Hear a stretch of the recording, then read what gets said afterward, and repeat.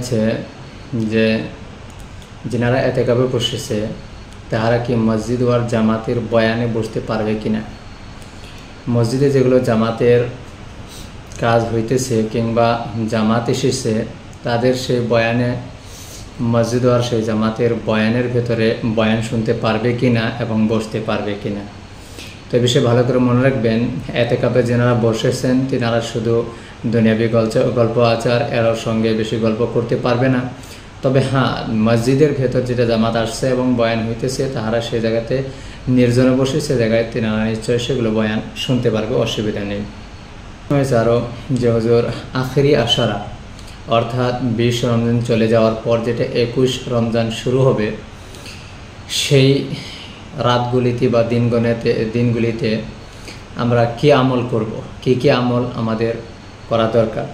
তো এ বিষয়ে মনে রাখবেন বন্ধুরা, আখিরি আশারা যেটা তার ভেতরে বেশি অংশ আপনারা তওবা ইস্তিগফার করবেন, আল্লাহর কাছে বেশিরভাগ নাজাত চাবেন। আল্লাহুম্মা আজিরনা মিনান নার, আল্লাহুম্মা আজিরনা মিনান নার, আল্লাহুম্মা ইন্নী আউযু বিকা মিন আযাবিল কবর ওয়া আউযু বিকা মিন আযাবিক ওয়া আউযু বিকা মিন আযাবিন নার।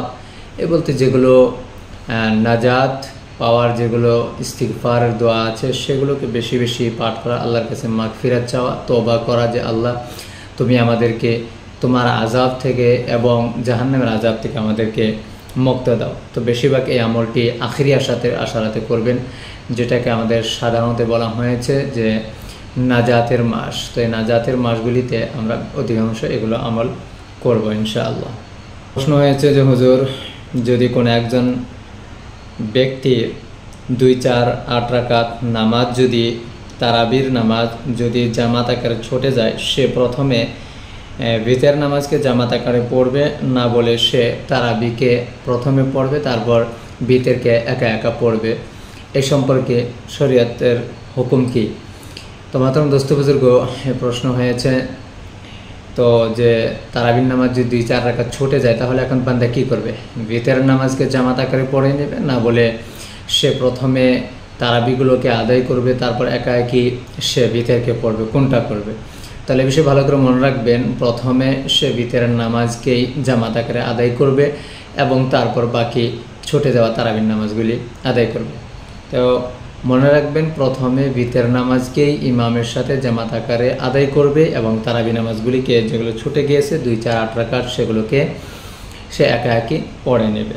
তারপর প্রশ্ন হয়েছে হুজুর, যদি ভিতর নামাজ বা কিংবা যে কোনো নামাজে যদি রুকু ছুটে যায় তাহলে কি সাজদায় সহু করলে সে নামাজ আদায় হয়ে যাবে না বলে পুনরায় সে নামাজকে ঘুরিয়ে পড়তে হবে?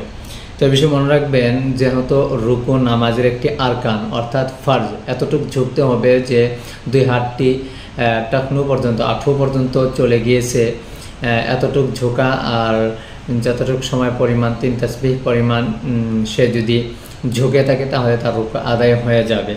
এবার যদি রুকুর তাসবিহ ছুটে যায় সেটা হলো সুন্নত ছুটে গেলে নামাজ হয়ে যাবে, কিন্তু নামাজ সওয়াব কম পাওয়া যাবে।